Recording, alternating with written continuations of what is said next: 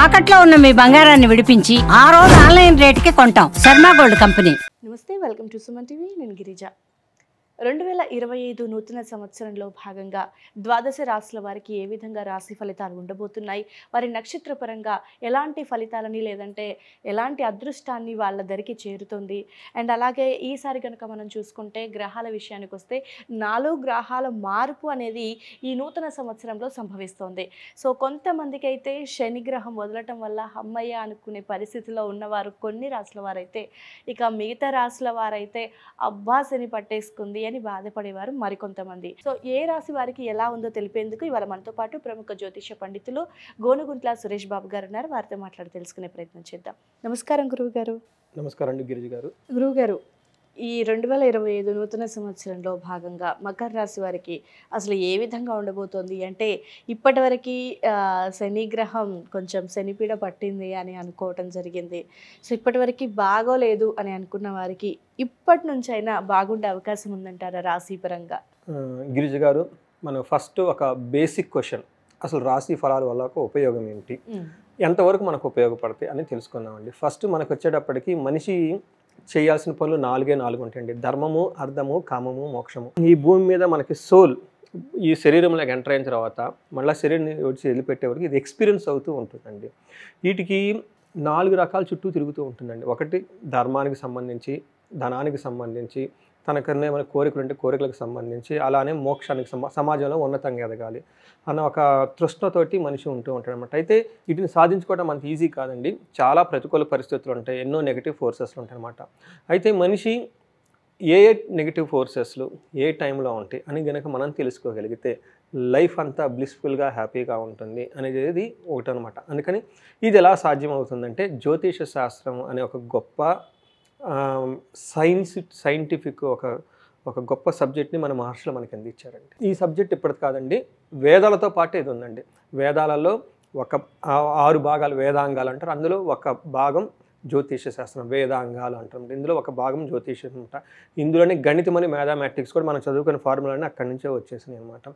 ఇందులో వచ్చేటప్పటికి మనకి ఏం తెలుసుకోవచ్చు అంటే, మనకున్న గ్రహస్థితులను బట్టి, నక్షత్రాల ఫలితాలను బట్టి మనిషికి ఏ ఏ పరిస్థితులు అనుకూలంగా ఉండి ప్రతికూలంగా ఉన్నాయో తెలుసుకోవచ్చు అనమాట. ఇది మనకి డైరెక్ట్ బ్రహ్మ ఇచ్చిన మహర్షుల ద్వారా వచ్చిన గొప్ప జ్ఞానం అనమాట. సో ఈ జ్ఞానాన్ని మనం ఉపయోగించుకొని ఫస్ట్ తెలుసుకోవటం ఇంపార్టెంట్ అనమాట. అందుకని మనకి awareness is the key to success అంటారనమాట. మనకి సక్సెస్ రావాలంటే తెలుసుకోవాలంట. ఎవరైతే జీవితంలో పైకి ఎదగాలనుకుంటున్నారో ఇవన్నీ తెలుసుకోవడం చాలా ఇంపార్టెంట్. అందుకని మనకి చిన్నప్పటి నుంచి ఎడ్యుకేషన్ ఎందుకు పంపిస్తారండి, పనికి పంపించవచ్చు కదా, చదువు ఎందుకు చదివిస్తారంటే అన్నీ తెలుసుకోవాలి, చుట్టూ ఏమవుతుంది అనమాట. అందులో మనం వదిలేసిన ఒక సబ్జెక్టు జ్యోతిష శాస్త్రం అండి. ఇది సైన్స్ ఆఫ్ సైన్స్ అని చెప్పుకోవాలంట. దాన్ని మనం వదిలేసాం కాబట్టి దీని ప్రకారం మనం కనుక చూసుకుంటే ఇది అందరికీ చాలా క్యూరియాసిటీ ఉంటుందండి. కొత్త సంవత్సరం రాబోతుంది, ఈ సంవత్సరం నాకు ఎలా ఉండబోతుంది అనేది ఈ భావం ఎందుకు ఉంటుందంటే, ప్రతి ఒక్కరికి తను ఎదగాలన్న ఫీలింగ్ లోన్ ఉంటుందండి. అయితే ప్రతి ఒక్కళ్ళు దేని గురించి ఎదగాలనుకుంటే ధర్మము, అర్థము, కామము, మోక్షం గురించే ఎదగాలనుకుంటారు. కాబట్టి వాటిలో వచ్చే ఛాలెంజెస్ని జ్యోతిష శాస్త్రం ద్వారా తెలుసుకొని మనం ట్రిక్కీగా పరిహారాలు పట్టుకొని పోతే జీవితం అంతా బ్లిస్ఫుల్గా హ్యాపీగా ఉంటుందనే ఉద్దేశంతో ఈ జ్యోతిష శాస్త్రం నుంచి మనం ఈ మకర రాశి వారికి ఎలా ఉందో చూద్దాం. మీరు అడిగిన విధంగా ఇందాక ఒక మాట అన్నారనమాట, చాలా గ్రహాలు చేంజ్ చేస్తూ ఉండటం వల్ల ఎలా ఉంటుంది, శని గురించి బాధలు పడుతున్న వాళ్ళకి ఎలా ఉంటుంది అనేది. ఈ 2025 సంవత్సరంలో 4 గ్రహాలు మారుతున్నాయండి. అందులోని పెద్ద గ్రహాలు మారుతూ ఉన్నాయండి. ఒకటి శని మారుతున్నారు, గురువు మారుతున్నారు, రాహుకేతులు కూడా మారుతున్నారు అనమాట. అంటే వీళ్ళంతా కూడా ఒక 45 డేస్ టైంలోనే మారుతూ ఉన్నారండి. మీరు కరెక్ట్గా కనుక చూసుకుంటే మే 15 తర్వాత ప్రతి ఒక్కరికి జీవితంలో చాలా చేంజెస్ అయితే రాబోతూ ఉన్నాయండి. అవి కూడా చాలా పెద్దగా ఉండే చేంజెస్ రాబోతున్నాయి ప్రతి ఒక్కరికి అనమాట.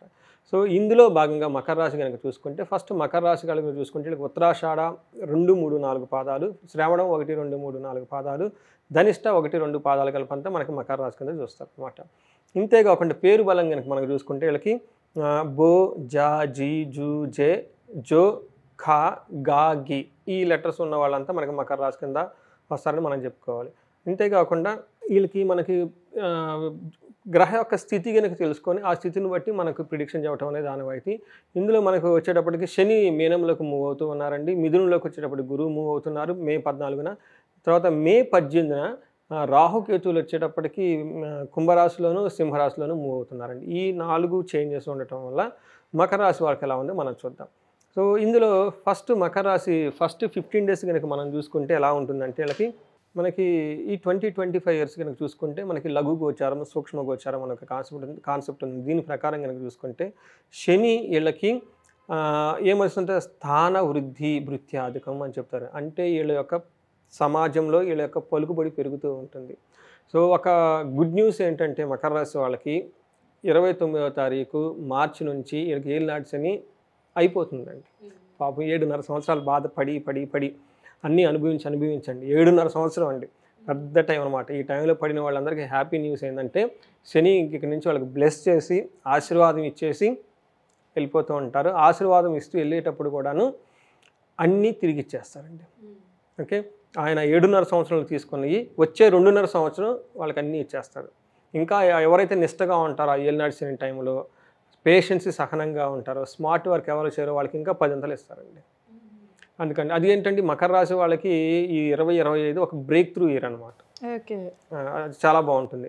సో ఏ విధంగా బ్రేక్ త్రూ అంటే వాళ్ళకి స్థాన భృత్యాధికం అంటే సమాజంలో వాళ్ళ యొక్క స్టేటస్, పొజిషను, ఎంప్లాయ్మెంట్ ఆపర్చునిటీస్ అన్నీ పెరిగిపోతాయి. ప్లస్ వాళ్ళ కింద సర్వెంట్స్ వాళ్ళంతా వచ్చేస్తూ ఉంటారు అనమాట. తర్వాత చాలా బాగుంటుంది అనమాట. తర్వాత అయితే వీళ్ళకి శని అతను పీడించి వదిలేసి ముందుకెళ్ళిపోతుంటే అదొక శుభ వార్త. అయితే వీళ్ళకి గురువు వచ్చేటప్పటికి ఫస్ట్ 55 months చాలా యోగ్యతను ఇస్తున్నాడండి 5th హౌస్లో ఉండి. తర్వాత వచ్చేటప్పటికి కొంచెం ఇబ్బంది పెట్టే అవకాశం ఎక్కువగా ఉంది. అదే విధంగా మనకి రాహుకేతులు కూడా చూసుకుంటే వీళ్ళు యావరేజ్ రిటర్న్స్ ఇస్తున్నారండి. యావరేజ్గా వాళ్ళ యొక్క ఫలితాలను ఇస్తూ ఉంటున్నారని చెప్పుకోవాలి. బట్ వీళ్ళకి మేజర్ హైలైట్ 2025లో ఏలినాటి నుండి విముక్తి పోతుంది. మిగతా అంతా యాజ్ యూజువల్గా ఉంటుందని మనం చెప్పుకోవాలి. శని 3వ ఇంట్లో ఉంటే ఓకే, మనం అనుకున్నాం కదా శని వీళ్ళకి అదృష్టాన్ని ఇస్తున్నాడు అంటే 7.5 సంవత్సరాలు వీళ్ళ అనుభవించినందుకు వెళ్ళేటప్పుడు గిఫ్ట్లు ఇస్తున్నారు అనమాట. ఎలాంటి గిఫ్ట్లు ఇవ్వబోతున్నారు, ఎలాంటి అదృష్టాన్ని ఇవ్వబోతున్నారు అంటే ఫస్ట్ స్త్రీ భోగం, లేడీస్ ద్వారా వీళ్ళకి చాలా చక్కగా సపోర్ట్ అంతా వచ్చేస్తుంది. తర్వాత ఏమంటారు మనస్సౌఖ్యం, మనసులో చాలా హ్యాపీగా ఖుషీగా ఎక్కువగా ఉంటారు. బుద్ధి యత్నాది సిద్ధీకృతు, ఇప్పటిదాకా వాళ్ళ తెలివితేటలకి అంత విలువ లేకుండా ఉండటం ఉన్న వాళ్ళకి ఇప్పుడు వాళ్ళ బ్రెయిన్ 10 times ఫాస్ట్గా పనిచేస్తుంది. అందుకని డెసిషన్స్ ఫాస్ట్గా తీసుకుంటారు. వీళ్ళు తీసుకునే డెసిషన్స్కి రిజల్ట్ వచ్చేస్తుంది, అందరూ వీళ్ళని అప్రిషియేట్ చేస్తారు. సో ఇదంతా ఒకటి. తర్వాత స్వస్థాన ప్రాప్తి అంటే ఇంతకుముందు ఎవరైనా కనుక ప్రమోషన్లు అయ్యి మనం అనుకున్న ఏలినాటి శనిలో చాలా ఇబ్బందులు పడి ఉన్నారు, డబ్బులు పోయి, పర్వత పోయి, తర్వాత గౌరవం పోయి ఈ మొత్తం తిరిగి వచ్చేస్తాయి. స్వస్థాన ప్రాప్తి అంటే ఇంతకుముందు ఏ పొజిషన్లో ఉన్నారో ఆ పొజిషన్ మళ్ళీ బ్యాక్ వచ్చేస్తుంది. ఓకే, సో అందుకని నలమహారాజు కూడా అంతే కదండి, 7.5 శని అంతా అనుభవించిన తర్వాత లాస్ట్లో మళ్ళీ రాజు అయిపోతాడు. అందుకని ఏలినాటి శనిలో బాధపడిన వాళ్ళు బాధపడిన అవసరం లేదు. ఇప్పటిదాకా మీరు ఏం కోల్పోయారో మొత్తం మళ్ళీ మీకు తిరిగి వచ్చేస్తుంది. తర్వాత ఇంతేకాకుండా ఆరోగ్యం, చాలా ఆరోగ్యం బాగుంటుంది. ఇంకెంతకుమించి ఏం కావాలండి. సో ఈ విధంగా మనకి ఏ చేసిన ప్రతి పనిలోనికి వాళ్ళకి విజయం వచ్చేస్తుంది. ఇలాంటి గొప్ప లక్షణాలన్నీ మనకి శని వీళ్ళకి మకర రాశి వాళ్ళకి ఇవ్వబోతున్నారు. సో అవన్నీ తీసుకోవడానికి మీరు కూడా సిద్ధంగా ఉండండి. గురువు గారి కానీ మనం చూసుకుంటే గురువు May 14th వరకు వీళ్ళకి చాలా మంచి సపోర్ట్ ఇస్తున్నారండి మకర రాశి వాళ్ళకి. ఏ విధంగా అంటే ధనలాభం ఉంటుంది, సంపద లాభం ఉంటుంది. స్వకర్మకర్తి హర్షితం, స్వకర్మ హర్షితం అని చెప్తారంటే వీళ్ళు ఏదైనా కనుక పని చేస్తే ఆ పనిలో అందరిని అప్రిషియేట్ చేస్తూ ఉంటారు. తర్వాత సదా స్వజన సౌఖ్యం, తర్వాత వాళ్ళ చుట్టూ ఉన్న జనాలకు కూడా వీళ్ళ వల్ల చాలా మంచి సౌఖ్యంగా ఉంటుంది. ఇవంటే మనకి గురువు గారు May 14th వరకు వస్తున్నారండి. తర్వాత అక్కడి నుంచి గురువు మారుతూ ఉన్నారండి. గురువు మారటంతో కొంచెం ప్రాబ్లమ్స్ అయ్యే అవకాశం ఎక్కువగా ఉంది. ఏ విధంగా ప్రాబ్లమ్స్ అంటే ధారాపుత్ర విరోధచ్చ స్వజనే కలహాస్తదా అంటే పిల్లల నుంచి, భార్యాభర్తల నుంచి, తర్వాత బంధువుల నుంచి గొడవలు అయ్యే అవకాశం ఎక్కువగా ఉంది. అంతేకాకుండా చోర ఆగ్ని నుప్రభీతిచ్చ అంటే అఫీషియల్స్ ఉంటారు కదండి, వీళ్ళ పైన పనిచేస్తున్న మేనేజర్ నుంచి వాళ్ళ నుంచి కొంచెం ప్రెషర్ వచ్చే అవకాశం ఎక్కువగా ఉంది. అగ్ని బాధలు, చోర బాధలు కూడా వీళ్ళకి ఎక్కువ చూపిస్తూ ఉన్నాయి. ఇదంతా గురువు మే తర్వాత మకర రాశి వాళ్ళకి ఇచ్చే ఫలితాలని మనం చెప్పుకోవాలి. రాహు గురించి చూసుకుంటే వీళ్ళు ఫస్ట్ మార్చి వరకు రాహు వీళ్ళకి చాలా బాగా అనుకూలంగా ఉన్నారండి. ఏ విధంగా అంటే వీళ్ళ యొక్క తెలివితేటల గురించి, వీళ్ళ యొక్క సామర్థ్యాల గురించి, వీళ్ళ యొక్క శక్తియుక్తుల గురించి చాలా మంచి రిటర్న్స్ వస్తూ ఉంటాయి. తమ్ముళ్ళతో బాగుంటుంది. తర్వాత వచ్చేటప్పటికి రిస్క్ ఏదైనా కనుక రిస్క్ చేస్తే ఏదైనా పని కనుక చేస్తే అందులో వీళ్ళకి బాగా లాభం వచ్చే అవకాశం ఇవన్నీ మనకి గురువు వల్ల, మనకి రాహు వల్ల 3వ ఇంట్లో ఉండటం వల్ల వచ్చేది అనమాట. ఇదే రాహు తర్వాత ఏమవుతుందండి, మే 14 తర్వాత 15 తర్వాత వీళ్ళు మారుతూ ఉన్నారండి. మారటంతో ఇది అంత అనుకూలమైతే కాదని చెప్పాలి. కానీ ధనం ప్రకారంగా, కీర్తి ప్రతిష్టల ప్రకారంగా చాలా బాగుంటుంది. మాటలు మాత్రం చాలా కఠినంగా మాట్లాడతారు. ఓవరాల్గా అయితే అది కూడా బాగుంటుందని మనం చెప్పుకోవాలన్నమాట. ఒక రకంగా చూసుకుంటే గురువు ఫస్ట్ 6 మాసాలు చాలా బాగుంటుంది. రాహు 6 మాసాలుగా సంవత్సరం అంతా బాగానే ఉంది. తర్వాత మనకి చెప్పుకోవాల్సింది ఏమంటే మేజర్ రిలీఫ్ ఏంటంటే ఏలినాటి శని నుంచి రిలీఫ్ వచ్చేసి శని చాలా బాగా యోగ్యతనిస్తాడని చెప్పుకోవాలన్నమాట. ఒక రకంగా చెప్పుకుంటే మకర రాశి వాళ్ళకి 70% చాలా బాగుంది. ఒక 25 to 30% గురువు వల్ల ఛాలెంజెస్ వచ్చే అవకాశం ఎక్కువగా ఉందండి. ఓకే గురుగారు. సో మకర రాశికి రాశి పరంగా బాగుంది అని అన్నారు కదా, ఫలితాన్ని చూస్తే మరి నక్షత్ర పరంగా ఏ విధంగా ఉండబోతోంది అనుకోవచ్చు? సో నక్షత్రం బట్టి చూసుకుంటే ఉత్తరాషాఢ నక్షత్రం వాళ్ళకి శ్రావణం, ధనిష్ట ఈ 3 నక్షత్రం వాళ్ళు ఇందులో ఉంటాయండి.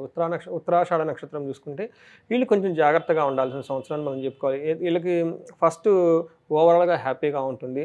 తర్వాత సర్వజన పూజ్యము, అందరి నుంచి గౌరవం వచ్చే అవకాశాలు వీళ్ళకి చాలా ఎక్కువగా ఉంటుంది. వీళ్ళకి నెగిటివ్ పాయింట్స్ ఏంటంటే హెల్త్ కాంప్లికేషన్స్ వచ్చి ఆరోగ్యంలో బాగా దెబ్బతింటుంది. తద్వారా వీళ్ళకి భయం వచ్చేస్తుందండి. భయం వచ్చేసి మరణతుల్య సిచ్యువేషన్ సంబంధానికి సంబంధించిన వార్తలు వినటము, తర్వాత అయ్యో నాకేమన్నా అవుతుందేమో, నేను ఉంటాను బతుకుతానేమో, ఈ టైప్ సిచ్యువేషన్స్ వచ్చే అవకాశం ఎక్కువగా ఉంది. కాబట్టి ఉత్తరాషాఢ నక్షత్రం వాళ్ళు చాలా జాగ్రత్తగా ఉండాలి. తర్వాత శ్రవణ నక్షత్రం కనుక చూసుకుంటే వీళ్ళు చాలా ఫస్ట్ సంతోషంగా ఉంటారు. రాజ్యలాభం ఉంది. తర్వాత వీళ్ళకి పట్టాభిషేకం ఉంది. ఖచ్చితంగా హయ్యర్ పొజిషన్స్ ఇవన్నీ తీసుకుంటారు. వీళ్ళకి ధన నష్టం కూడా చూపిస్తూ ఉంది. సో వీళ్ళకి ఇవన్నీ పాజిటివ్గా ఉంటాయి. సంతోషంగా ఉంటారు. అందరి నుంచి రెస్పెక్ట్ ఉంటుంది. ప్రమోషన్స్ వచ్చే అవకాశం ఎక్కువగా ఉంది. ఇవన్నీ చాలా ప్రమోషన్స్ వచ్చే అవకాశం ఎక్కువ ఉంది. హయ్యెస్ట్ పొజిషన్స్ తీసుకునే అవకాశం, పట్టాభిషేకం కూడా తీసుకునే అవకాశం ఎక్కువగా ఉందన్నమాట. అప్పటిదాకా జాబ్ లేని వాళ్ళకి ఒక డిగ్నిఫైడ్ పొజిషన్ రావటం, ఇవన్నీ శ్రవణ నక్షత్రం వాళ్ళకి పాజిటివ్గా ఉంది. శ్రవణ నక్షత్రం నెగిటివ్ కూడా ఉన్నాయండి. ఇవి చూసుకుంటే వీళ్ళకి హెల్త్ కాంప్లికేషన్స్ ఎక్కువగా చూపిస్తుంది. తర్వాత వీళ్ళకి మరణం లాంటి పరిస్థితులు కూడా వచ్చే అవకాశం ఎక్కువగా ఉన్నాయి. కాబట్టి దానికి వీళ్ళు చాలా జాగ్రత్తగా ఉండాలి. అంటే మరణిస్తారని కాదండి, అలాంటి పరిస్థితులు వచ్చే అవకాశం ఎక్కువగా ఉంటాయి. కాబట్టి వీళ్ళు శ్రవణ నక్షత్రం వాళ్ళు చాలా కేర్ఫుల్గా ఉండాలి. ఓకే. ధనిష్ట నక్షత్రం వాళ్ళు కనుక చూసుకుంటే వీళ్ళకి ధన నష్టం అయితే చూపిస్తుందండి.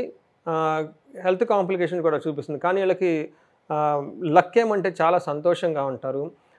ఇది శని వల్ల వీళ్ళకి రాజ్యలాభం ఉందండి. అంటే వీళ్ళకి ఒక మంచి నోబుల్ డిగ్నిఫైడ్ పొజిషన్కి వీళ్ళు ఎంటర్ అవుతారు. అంతేకాకుండా వీళ్ళకి ఇయర్ ఎండ్లో, మార్చి తర్వాత ఇయర్ ఎండ్లో వీళ్ళు ఒక మంచి పొజిషన్కి ప్రమోషన్స్ లాగా వచ్చేసి ఒక ఉన్నతమైన స్థానానికి జీవితంలో ఎదిగే అవకాశం చాలా ఎక్కువగా ఉంది. సో ఇన్ సమరీ ధనిష్ట నక్షత్రం వాళ్ళకి సంతోషంగా ఉంటారు. పట్టాభిషేకం ఉంది, రాజ్యలాభం ఉంది. కానీ వీళ్ళకి ఉన్న 3 ప్రాబ్లం ఏమంటే, ఒకటి హెల్త్ కాంప్లికేషన్స్ వచ్చే అవకాశం ఎక్కువగా ఉంది. ధననష్టం అయ్యే అవకాశం ఎక్కువగా ఉంది. తద్వారా వీళ్ళకి మార్చి 16th ముందు వీళ్ళకి మరణతుల్యమైన సిచ్యువేషన్స్ వచ్చే అవకాశం ఎక్కువగా ఉంది. కాబట్టి కొంచెం కేర్ఫుల్గా ఉండాలండి. ఓకే అండి.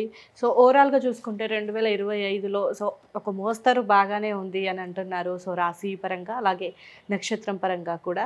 సో మేజర్గా వాళ్ళకున్న సమస్యల్ని తొలగించుకోవటానికి, సమస్యల నుండి బయటపడడానికి సో మకర రాశి వారు అంటే చేసుకోదగిన పరిహారం గురించి ఒక్కసారి తెలియజేస్తారా? ఒకటి వీళ్ళు చేసుకోవాల్సిన పరిహారం ఏంటంటే, హెల్త్ కాంప్లికేషన్స్ ఉంటాయి కాబట్టి అండి, ఆయుష సూక్తము లేకుంటే అమృత మృత్యుంజయ పాశుపత హోమం కానీ చేసుకోగలిగితే వీళ్ళకి అపమృత్యు నుంచి అలానే హెల్త్ నుంచి చాలా బాగుంటారని మనం చెప్పుకోవాలి. అంతేకాకుండా వీళ్ళకి గురువు ద్వారా కొంచెం ఇబ్బందులు ఉన్నాయండి. అది మే తర్వాత వీళ్ళు కోటప్పకొండని, గుంటూరు దగ్గర కోటప్పకొండ ఉంటుందండి. అక్కడ దక్షిణామూర్తి అవతారం శివుడు ఉంటారు.